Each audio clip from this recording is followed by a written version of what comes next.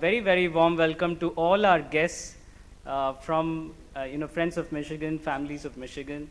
Welcome to the University of Michigan India Business Conference 2012. My name is Praveen Sutram. I currently serve as one of the members of the Alumni Board of Governors for the Ross School of Business. I'll be your host for this morning. So back in 1817, when Rabindranath Tagore was born, he is Rabindranath Tagore's father. So back then, 2 professors and 7 students got together and started a university.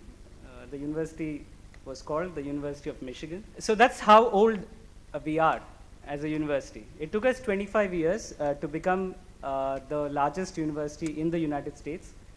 We continue to be one of the largest universities in the world, with about 50,000 students, about 6,000 plus faculty members.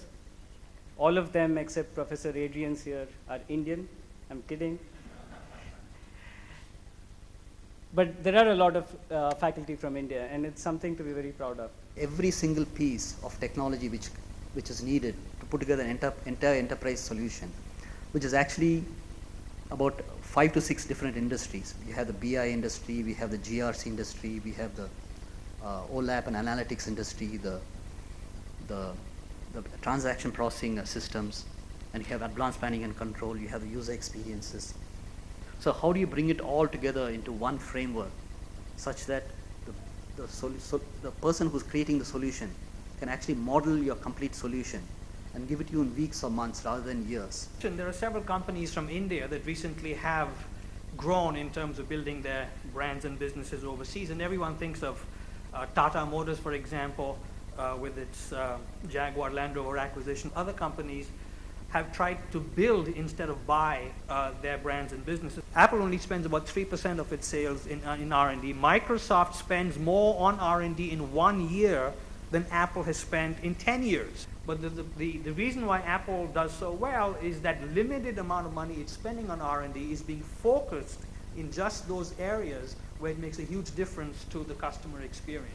Who among us doesn't have a dream for a better India, a transformed India? I bear witness to this transformation. It began in our childhood when all of us aspired to get into a great university.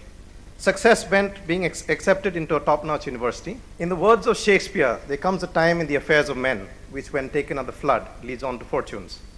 Make no mistake, ladies and gentlemen, we are at such a tide. And I think how we exploit these opportunities going forward will determine the fortunes of not just all of us here, but many, many people outside this room. We can't really be effective if we try to compete everywhere. We need to be strategic and opportunistic, and it is clear that one place where we have been and should be deeply engaged is in India. In the context of several industrial groups in India, put us on the way to this path of transformation. And that's none other than C.K. Prahalad, who I have no hesitation in calling my, I'd say, mentor. It took us 25 years almost to take our per capita income from about $250 to $500, 25 years. And then it took us 5 years, or just about 5 years, less than 5 years, to go from $500 to $1,000. And it's taken us probably another 5 years to go from $1,000 to $1,500. My belief is that once you set in motion transformation in terms of economic transformation, and that doesn't happen by accident. It's a whole lot of energy has gone into it in various sectors that the economy operates in. This is very difficult to reverse. It is like you have ignited a reaction which you then can't control. So growth should continue for a very long period of time. And along this growth, we have seen companies get operationally efficient, balance sheets which are stronger, and internationally competitive. And this exactly is what C.K. Prahalad wanted when he talked to us in 1995.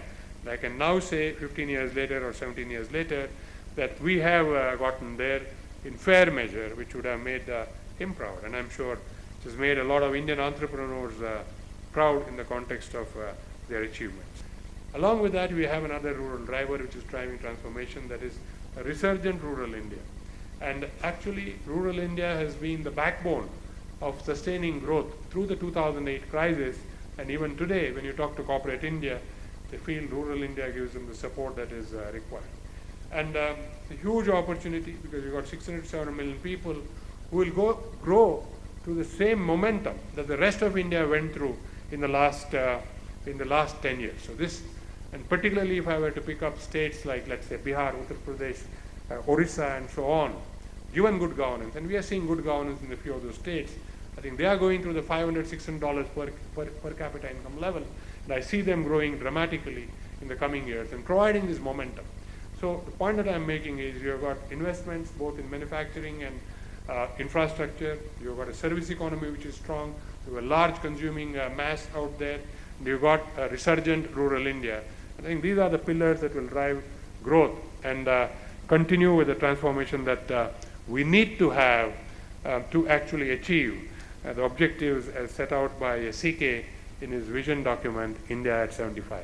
The drivers are in place. At this point in time, we have hit a few roadblocks. Those roadblocks, I believe, the government is now seriously looking at addressing.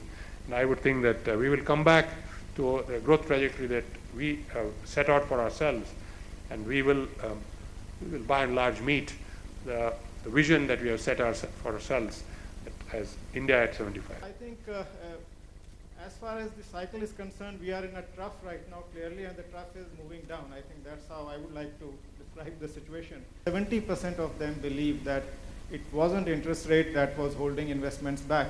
It was rather the policy inaction from the government. CK is always say, the markets and the finance are only a reflection of the real economies. The problem is it's relatively complex, as many of you might know. To set up a plant and to set up a chemical plant, I just brought one slide. I think we might not be able to see, but just to give you an idea, there are 30 lines of permits you need to set up a plant in India.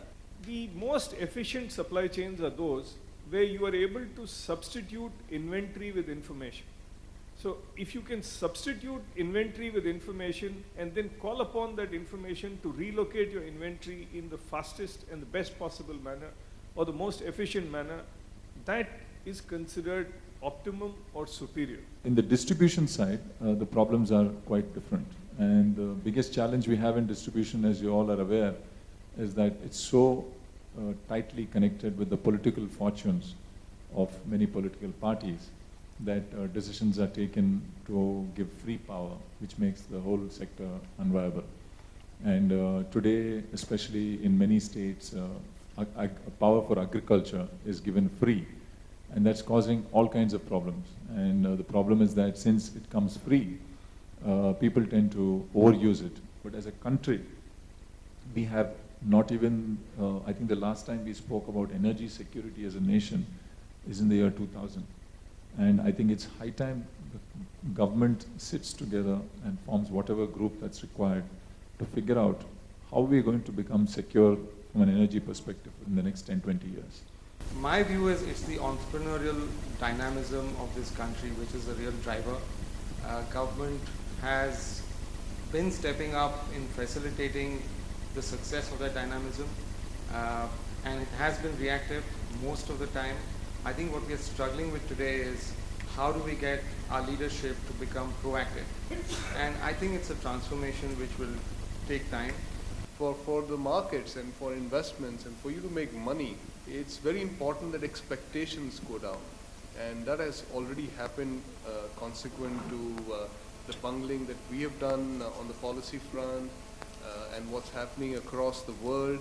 All of that put together means that expectations now are fairly low. Many of the problems that we're facing are actually self-created. So in one sense, as Nainish said, it's actually quite unfortunate that we are where we are, because we could have really stood out amongst the entire world in terms of attracting investment and actually being the engine of growth. Because there is a lot that we can do domestically that has got nothing to do with what's going on in Europe or the United States.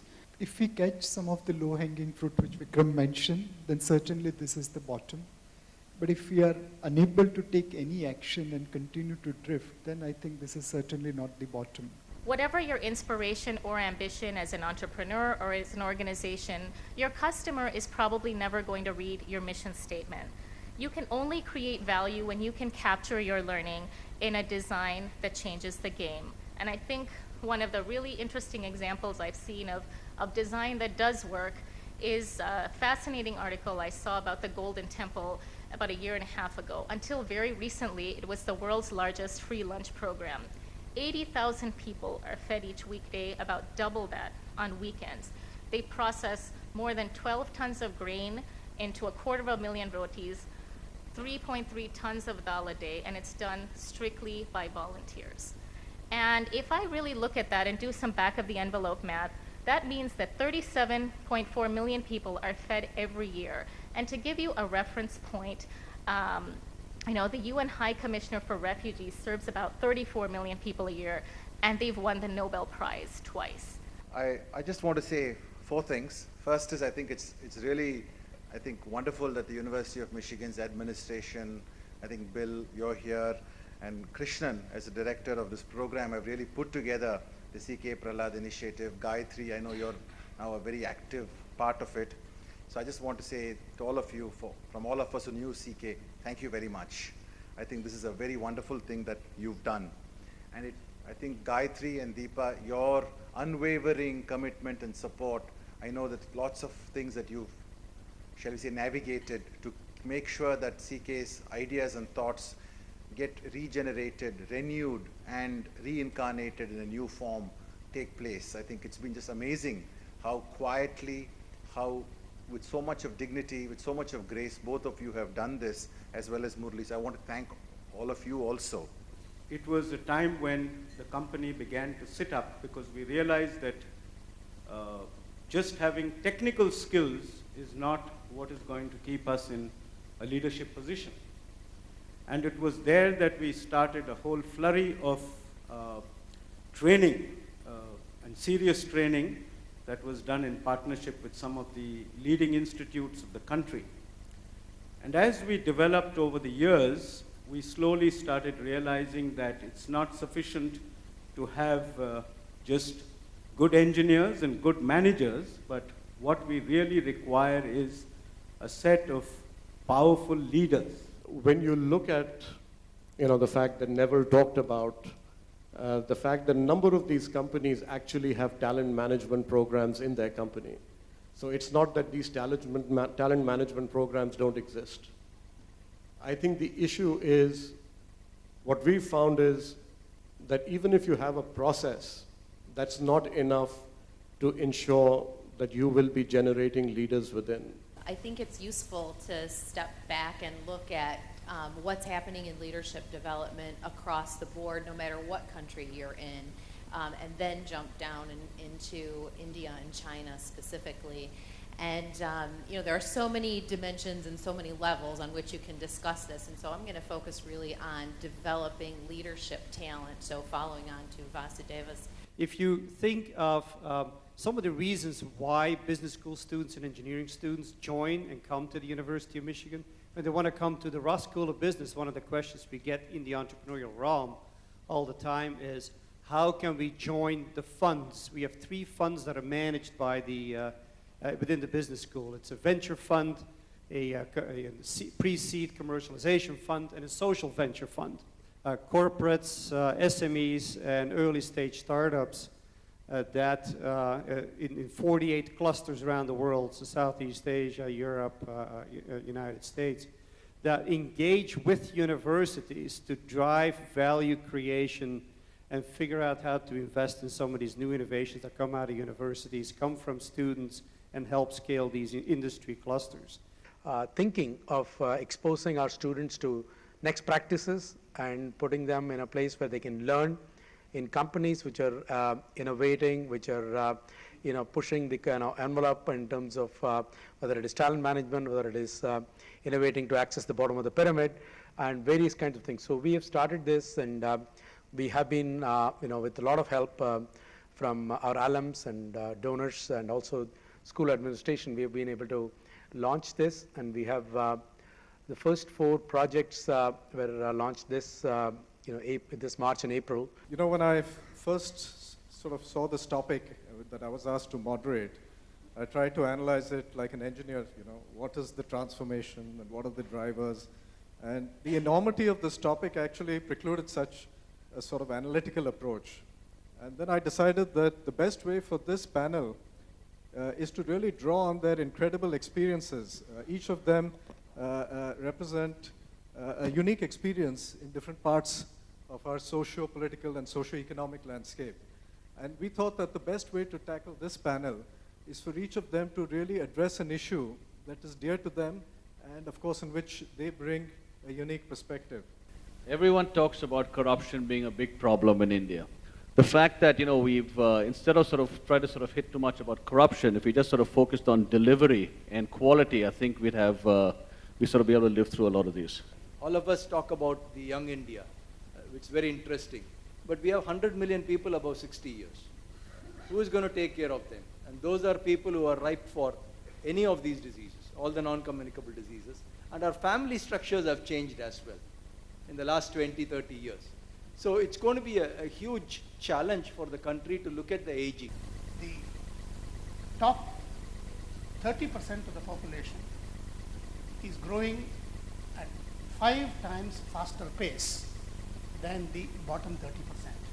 So if in 1950 inequality was a problem, you can now imagine the extent of the problem today.